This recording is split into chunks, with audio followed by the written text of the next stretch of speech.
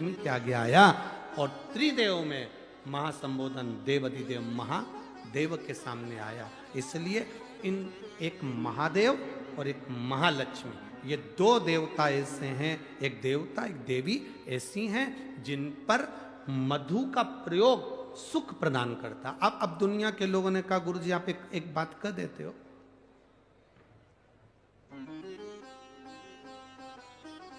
कथा कर रही, एक देव महादेव और दूसरे नंबर पर देवी लक्ष्मी महालक्ष्मी, जिन पर मधु का प्रयोग एक हमने पहले कथा में कहा था कि उसका लोगों ने उपहास भी किया, हंसी भी उड़ाई, पर लोगों ने उसका प्रयोग करा तो फल भी पाया। आज भी उस पत्र को, यहाँ पर भी एक पत्र है उसका, हम बताएंगे।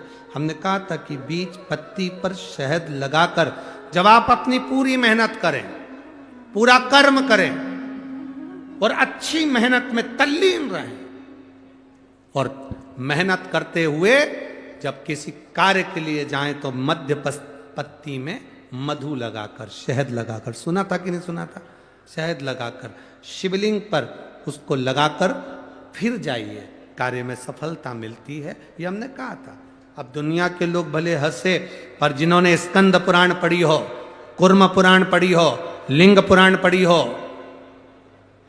मत्स्य पुराण पढ़ी हो और जिसने कभी जिंदगी में एक बार शिव महापुराण का स्मरण करा हो या देवी भागवत का स्मरण करा हो, तो उसमें मधु का, शहद का बड़ा महत्व बताया गया। मधु का, शहद का बड़ा महत्व।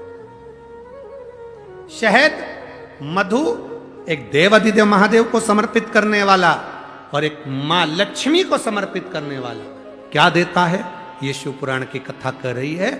जब बूढ़ी मां के पास में कुछ भी नहीं था, 80 साल, 70, 80, 50, 60 साल पुराना शहद, मधु रखा था। शहद, आप लोगों में से कितने लोग हैं जिनके घर में शहद है, मधु है? रखो। अब मधु आपके घर में है, कोई सामान आपके घर में दाल भर कर रखना, उसमें कीड़े पड़ जाएंगे, सड़ जाएगी। दूध रख दिया, घी रख दिया, 10 साल, 5 साल, 8 साल, 15 साल में उसमें कीड़े पड़ सकते हैं, वो सड़ सकता। पर केवल एक मधु, शहद ऐसा होता है जो 50 साल तक भी रखा रहे तो सड़ता नहीं है, बल्कि औषधि बन जाता है।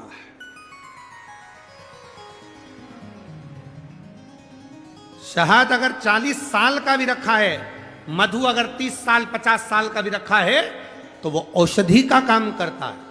और केवल मधु, शहद डब्बे में जैसे औषधि का काम करता है, वैसे ही हमारी जिह्वा में भी अगर हम शहद, वो कहते हैं ना कि शहद जैसी वाणी बोलते हैं, जो शहद जैसी वाणी बोलता है वही दुनिया पर राज्य कर पाता है, जो कड़वा बोलता है वो राज्य नहीं कर पाता।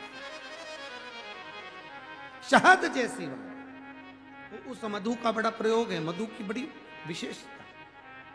एक देवाधिदेव महादेव में और एक देवियों में महालक्ष्मी, देवियों में महालक्ष्मी। कभी प्रयास करना, प्रयोग कर कर देखना।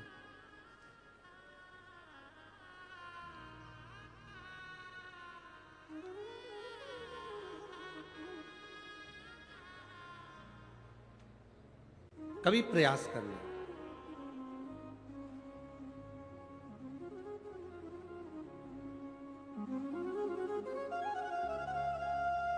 जब तुम्हें लगे जिंदगी में कि बहुत हाथ तंग चल रहा है और बहुत तकलीफ की जिंदगी चल रही, बहुत तकलीफ, बहुत कष्टमय जीवन चल रहा है,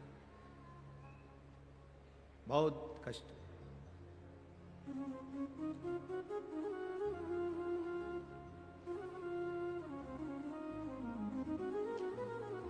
एक देव दीपावली आती है,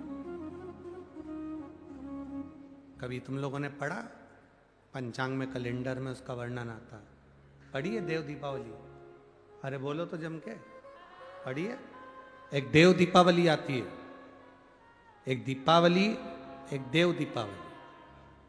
इन दोनों दीपावली के दिन अगर प्रयास करना, अगर बहुत कष्टमय जीवन चल रहा हो, फैक्ट्री भी ना चले, दुकान भी ना चले, व्यापार भी ना चले और कर्जा बढ़ते जा रहा हो, टेंशन ही टेंशन पूरी जिंदगी में हो रहा हो, कहीं से संपदा आ नहीं रही हो, धक्के की जिंदगी चल रही हो, तो एक बार मधु का प्रयोग कर कर देखना।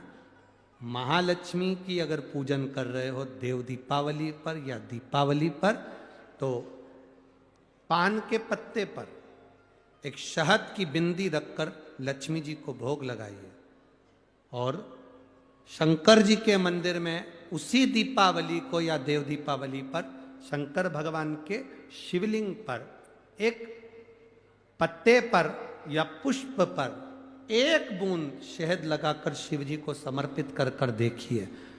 अगला वर्ष तक इंतजार करना, बाबा आपकी जिंदगी में 4 चांद ना लगा दे उस मधु के बल पर, तो आनंद के लिए प्रयास करिए। मधु में क्या बल है? ये शिव महापुराण की कथा कर रही है। लक्ष्मी जी को श्राप दिया गया, तू अश्व की योनि में जाएगी, अश्वी बनेगी, घोड़ी बनेगी। भगवान नारायण ने लक्ष्मी को पृथ्वी पर भेज दिया। लक्ष्मी जी पूरी रात्रि, अमावस्या की रात्रि अंधेरे में भ्रमण कर रही हैं, कहीं उनको जगह नहीं मिली। एक दरवाजा खुला था, दीपक टिमटिमा रहा था, लक्ष्मी जी उसमें प्रवेश कर गई। बूढ़ी माँ कपड़े बना रही थी, भोजन मंगा, भोजन था नहीं। बूढ़ी माँ ने शहद का डब्बा ढूंढ लिया, मधु की डब्बी ढूंढ ली। उस मधु की डब्बी को, उस शहद की डब्बी में से थोड़ा सा मधु लाकर लक्ष्मी जी को दे दिया। थोड़ा सा मधु लाकर, थोड़ा सा शहद लाकर लक्ष्मी जी को दिया।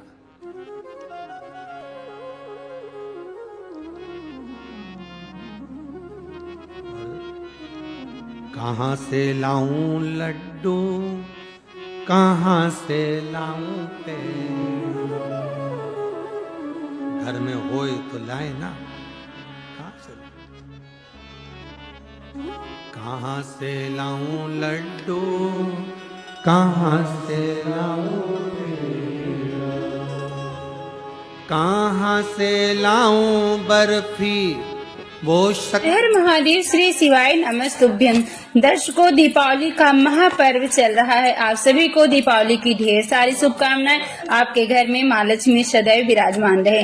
दीपावली के दिन आप जब भी पूजन करें, जैसे धनतेरस से आप पूजन कर रहे हैं, बन सके तो रोजाना आप एक पान का पत्ता लीजिएगा, उस पे थोड़ा सा शहद लगा के आप माता लक्ष्मी को रोजाना समर्पित करें। दीपावली की रात्रि में एक पान का पत्ता उस पे शहद लगा के माता लक्ष्मी के चरणों में एक कटोरी में करके भोग के रूप में समर्पित कर दीजिएगा।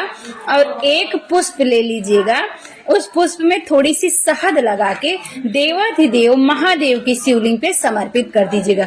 पूजनीय पंडित जी कहते हैं, दीपावली की रात्रि में जो भी व्यक्ति यह 2 स्थानों पे समर्पित कर देता है शहद, उसके घर में धन संपदा भरी रहती है, कभी धन संपदा की कमी नहीं आती है। तो आप इस बात का विशेष ध्यान रखिएगा। पूजा करने की जो शुभ मुहूर्त है दिवाली की, वो प्रदोष काल में ही होगा। मुहूर्त कोई नहीं देखना है। रूप चतुर्दशी की जो पूजा है वो प्रदोष काल में आप कर लीजिएगा। 2 दिए जलाना है, एक चौमुखी और एक घी का दिया जलाना है। दीपावली की पूजा शुभ मुहूर्त पे होगी। बाकी जितनी भी पूजाएं हैं वो प्रदोष काल में होगी। भाई दूज गोवर्धन पूजा जो है वो सुबह के वक्त किया जाएगा। तो आप इस बात का भी ध्यान रखिएगा। वो वीडियो अभी अपलोड नहीं की गई है, ये आपको जल्द ही देखने को मिलेगी। तो आप इस वीडियो को ज्यादा से ज्यादा शेयर करें। वीडियो अच्छी लगे तो लाइक करें, चैनल को सब्सक्राइब करें, कमेंट में जय माता दी, हर हर महादेव जरूर लिखें।